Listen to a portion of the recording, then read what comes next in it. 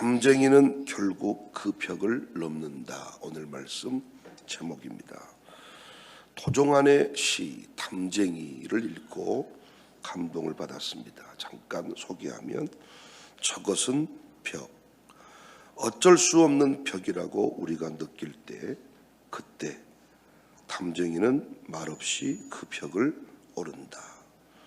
물 한 방울 없고 씨앗 한 톨 살아남을 수 없는 저것은 절망의 벽이라고 말할 때 담쟁이는 서두르지 않고 앞으로 나아간다.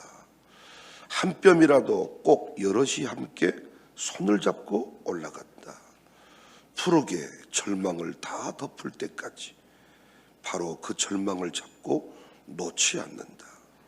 저것은 넘을 수 없는 벽이라고 고개를 떨구고 있을 때 담쟁이 잎 하나는 담쟁이 잎 수천 개를 이끌고 결국 그 벽을 넘는다.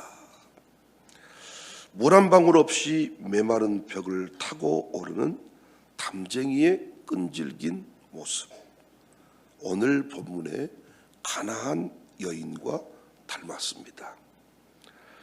마가복음 7장 26절에는 수로보니게 여인이라고 나와요.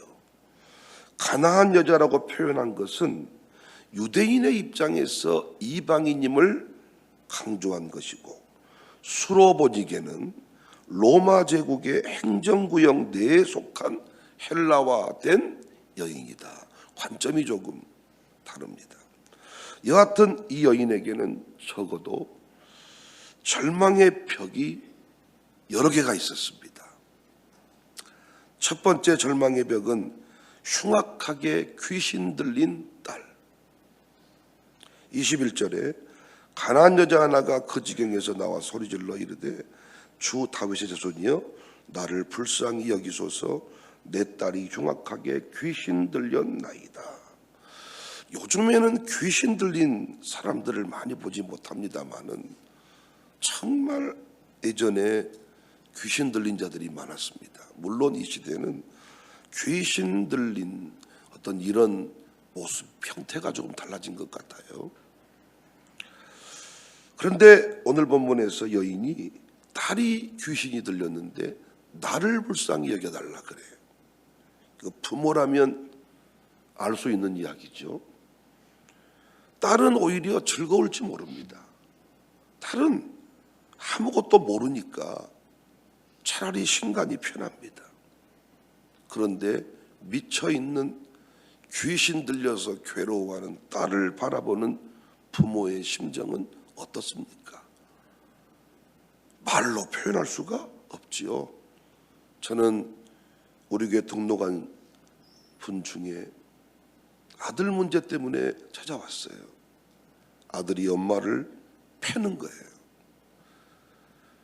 폭력 성향이 있어서 아무도 없을 때, 요즘에 그 금쪽이 내 새끼인가 거기에도 그런 놈이 나오더라고요. 엄마 머리채를 잡고 주먹으로 엄마를 패는 겁니다. 그런데 형이나 아버지 앞에서는 전혀 착한 동생, 착한 막내 아들로 돌아가는 거예요. 엄마가 말해도 누구도 믿지 않습니다. 주변에 다른 사람이 있으면 아주 안 그런 척 하는데 엄마하고 단둘이만 있으면 엄마를 패는 거예요. 그래서 이 엄마가 자녀 세운다는 얘기를 듣고 저희 교회에 와서 하는 말이, 목사님 어디 기도원 같은데 알지 않냐고, 내 아이를 그런 곳에 좀 보내주시라고. 보내만 주면 내가 정말 열심히 할 수 있을 것 같다고 막 울면서 이야기를 하더라고요. 그때 제가 그분께 했던 말입니다. 아들 살리려고 예수님 믿지 말고, 당신 아들은 미쳐 있으니까 내버려 둬도 별 문제가 없을 겁니다. 그런데 이 상태가 지속이 되면 당신이 죽을 것 같네요. 그래서 일단 아들은 내버려 두고 당신 살기 위해서 예수를 좀 믿으십시오. 그래서 우리 교회에 나왔었습니다. 그러다가 결국 다른 교회로 또 갔는데, 여러분도 자식의 문제를 바라보면 어떠십니까? 흉악한 귀신 들린 것 같은 내 자식을 볼 때 절망이지 않습니까? 다른 집 자식들은 새벽 예배까지 나와서 부모님이 하란 대로 잘하는데 왜 내 자녀만 이러할까? 그야말로 절망의 벽입니다. 두 번째, 이 여인이 만나는 절망의 벽은 자존심의 벽 같아요. 한 번도 아니고 연거푸 자존심을 건드리는 사건이 일어나죠. 제자들부터 심지어 예수님까지 똑같이 행동합니다. 교회로 치면 양육사가 실수했으면 담임 목사라도 어떤 이 문제의 여인을 보호해줘야 되는데 양육사가 내 자존심을 확 건드렸는데 목사님께 왔더니 목사님은 더 건드려버리네. 본문에 보시면 잘하는 내용이니까 여인이 부르짖었지요. 흉악한 귀신 들린 딸의 문제를 좀 해결해 주세요. 예수님이 대답도 하지 않습니다. 듣는 신용도 안 합니다. 네 집 괴가 짖었나? 이런 식입니다. 23절, 예수는 한 말씀도 대답하지 아니하시니 제자들이 와서 청하여 말하되 그 여자가 우리 뒤에서 소리를 지르오니 그를 보내주세요. 야, 참 이 여자가 미친 여자가 하나가 와가지고 참 시끄럽게 합니다. 오늘날로 치면 목사님께 또는 양육사에게 문자도 보내고 우리 교회는 문자 한 통 보내면 즉각 반응을 하는데 한 말씀도 대답하지 아니하니라.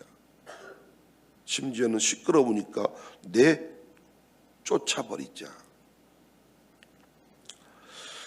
쫓아보내든 잘 타일러서 보내든 얼른 이 여자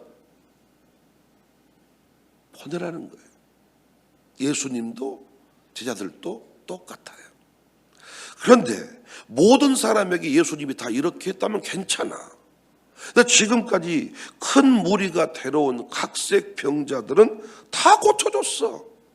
30절에 큰 무리가 다리 저는 사람과 장애인과 맹인과 말 못하는 사람과 기타 여럿을 데리고 와서 예수의 발 앞에 앉힘에 고쳐주시니 말 못하는 사람이 말하고 장애인이 온전하게 되고 다리 저는 사람이 걸으며 맹인이 보는 것을 무리가 보고 놀랍게 여겨 이스라엘의 하나님께 영광을 돌리니라. 다 고쳐줬어요.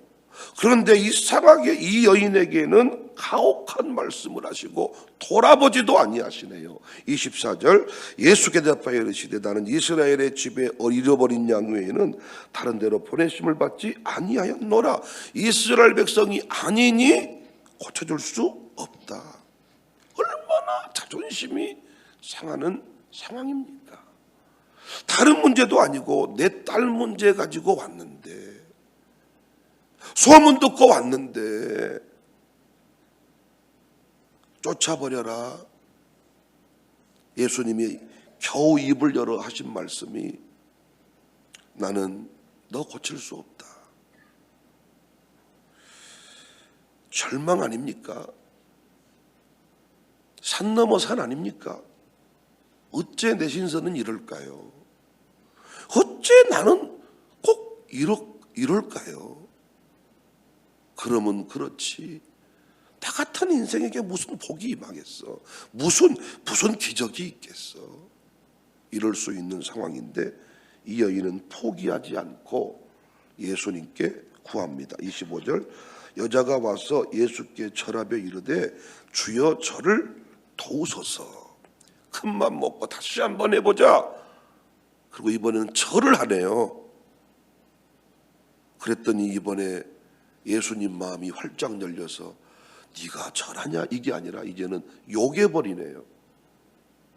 우리로 말하면 미친 엑스, 개자식, 이런 욕을 해버려.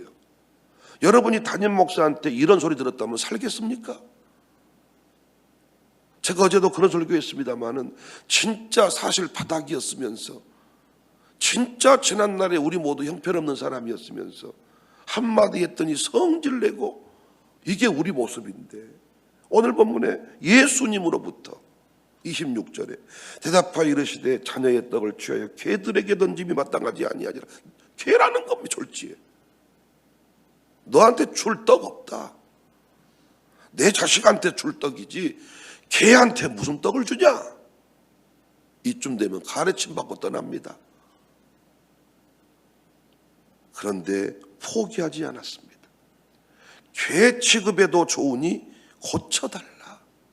27절에 여자가 이르되 주여 올소이다마는 개들도 제 주인의 상에서 떨어지는 부스러기를 먹습니다. 사람은 다 그래요. 다 다른 건 참아도 자존심이 구겨지는 건 참기가 어렵습니다.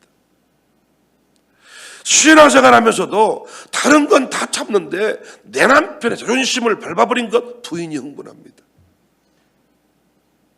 부인의 자존심을 밟아버린 것 남편이 흥분합니다. 저도 다른 건 참을 수 있겠습니다만은 자존심이 구겨지는 것이 참 어렵습니다. 누군가 구약의 제사법 안에서조차 하나님은 우리의 자존심을 건드리지 않는 것 같다, 이런 해석을 했더라고요. 참 감동받았어요.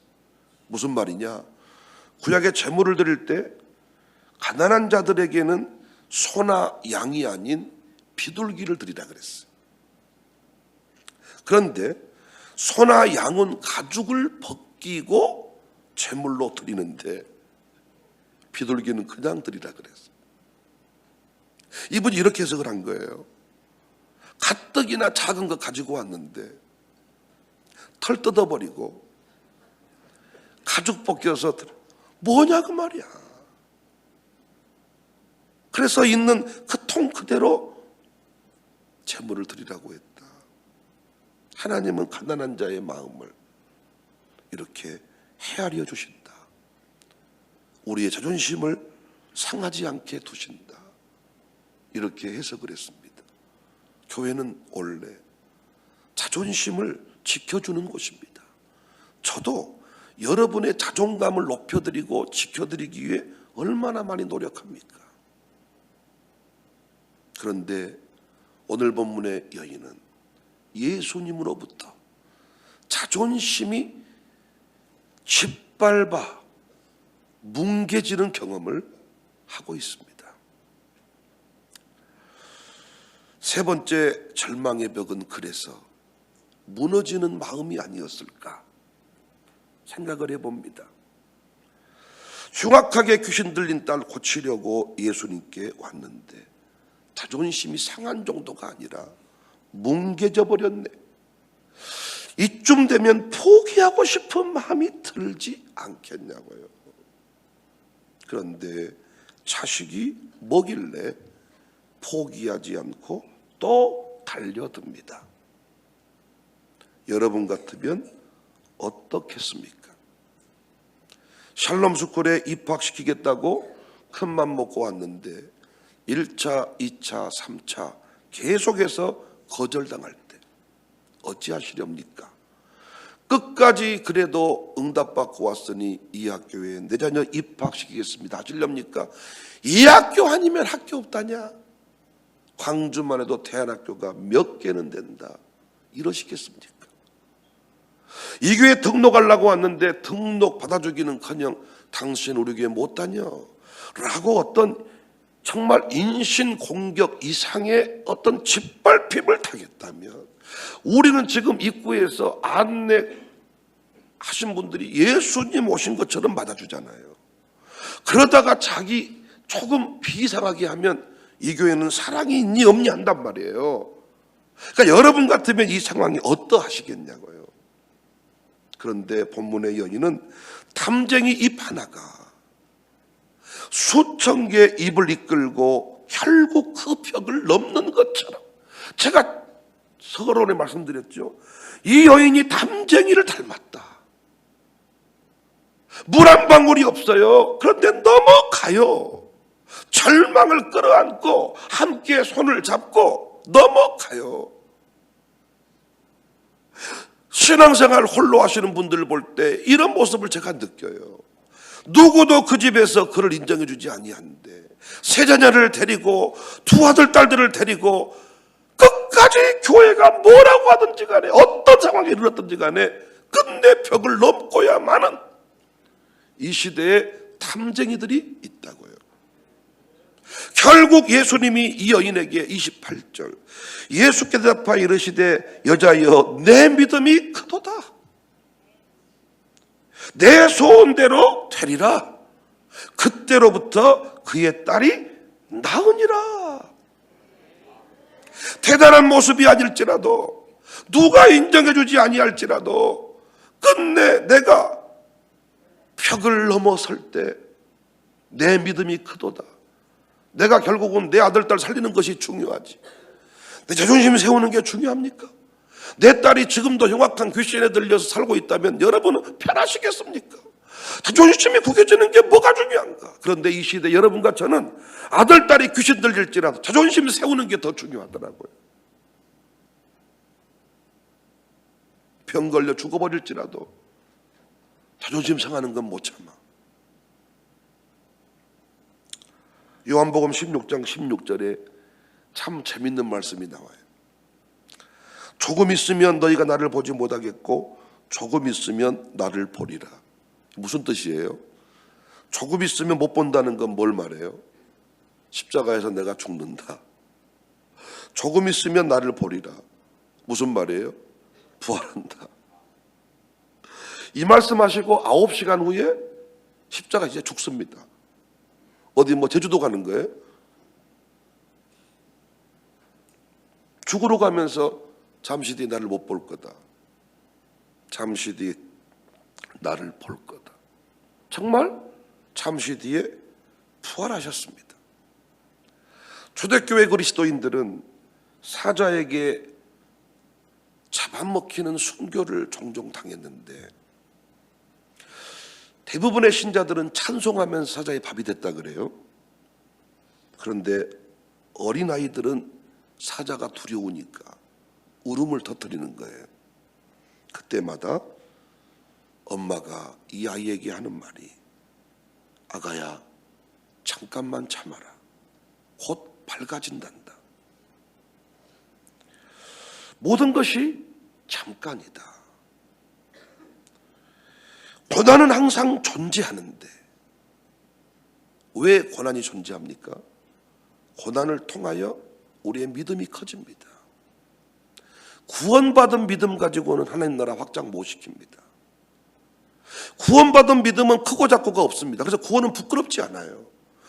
구원받은 믿음은 있고 없고입니다. 믿음이 있으면 구원받는 거고 없으면 지옥 가는 거예요. 그런데 우리가 구원받고도 이 땅에 살아있다는 것이 문제죠.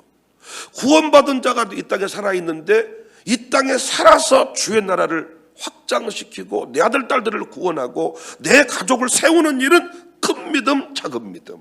작은 믿음으로는 결코 하나님 나라 이룰 수 없기 때문에 우리의 믿음을 키워야 되는데 믿음아 커져라 샥 이러면 커지는 게 아니라는 거예요. 세월이 10년이 지나고 20년이 지나면 그냥 믿음이 커지는 게 아니라 믿음의 성장은, 큰 믿음은 오늘 본문 그대로입니다. 반드시 절망의 벽을 넘어설 때 커지고 넘어설 때 커지고 넘어설 때 커지기 때문에 여러분과 저의 신앙생활 중에 고난과 시련은 반드시 있습니다. 고난과 시련은 반드시 있어요. 여러분 누구든지 공동묘지에 누워있는 사람만 고난과 시련이 없고 고난과 시련은 누구든지에게 있습니다. 고난을 통하여만 우리의 믿음이 커져요. 그 믿음이 커져야 아들도 구원하고 딸도 구원하고 우산동을 구원할 수가 있습니다. 여러분 고난과 시련을 넘어선 사람이 목양장입니다. 양수사들이 봤을 때 평상시에는 놀고 먹는 거 똑같은 것 같지만 아닙니다. 이 교회를 통해 주어진 시련을 넘어선 그 훈련을 끝낸 사람이 목양장. 또 그 목양장의 입장에서 또 장로님, 존경받는 장로님, 또 하나님이 쓰시는 장로님 역시 고난의 연단을 넘어선 사람이다. 그래서 고난은 반드시 있다. 고난을 통하여 건부를 정리해. 고난은 하나님의 교회에 고난이 왜 있냐? 고난이 아니고는 영적 서열을 정리할 수가 없어요. 고난이 아니고는 누가 영적 서열 1번인지 정리할 수가 없다고요. 가나안 여자가 어떻게 믿음이 크다는 평가를 받았습니까? 절망의 벽을 넘어섰습니다. 딸의 문제를, 자존심이 뭉개지는 문제를, 내 마음의 어떤 그 절망의 단계, 그 마지막 이거 그래 내 신세가 그렇지, 그걸 넘어섰습니다. 저는 생각을 많이 합니다. 고난이 없이 어떤 장로님이 믿음이 크다고 말할 수 있을까? 제가 우리 교회 장로님들 중에 내가 믿음 서열을 정리해서 주보에 냈다 그러면 그 집안이 들고 일어날 겁니다.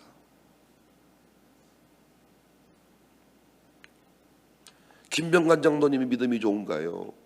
김기혁 장로님 믿음이 좋은가요? 아니면 최창호 장로님 믿음이 좋은가요? 이 세 분을 한번 얘기해 봅시다. 제가 주보에다가 나름대로 믿음 서열을 정리해서 1, 2, 3 올렸다면 2번, 3번은 아마 화를 내실 겁니다. 그런데 언제 이건 확인이 되어버리느냐? 고난의 때입니다. 고난의 때, 시련의 때 정확하게 큰 믿음 자기입니다. 믿음이 있는 사람은 탐정이 돼서 넘어가는 거고 안 되는 사람은 포기하는 거고. 그래서 믿음에 관하여 하나님의 나라가 이방인에게도 결국 믿음을 통하여 흘러간다는 것을 예수님은 의도적으로 보여주고 계십니다. 사랑하는 여러분, 환난이 오고 시험이 와도 하나님은 우리를 지키시고 우리를 바라보고 우리가 끝내 그걸 넘어서기를 원하시는 분이십니다. 진우가 훈련소에 있는데 아버지 엄마가 훈련소에 가서 진우를 빼와버립니까?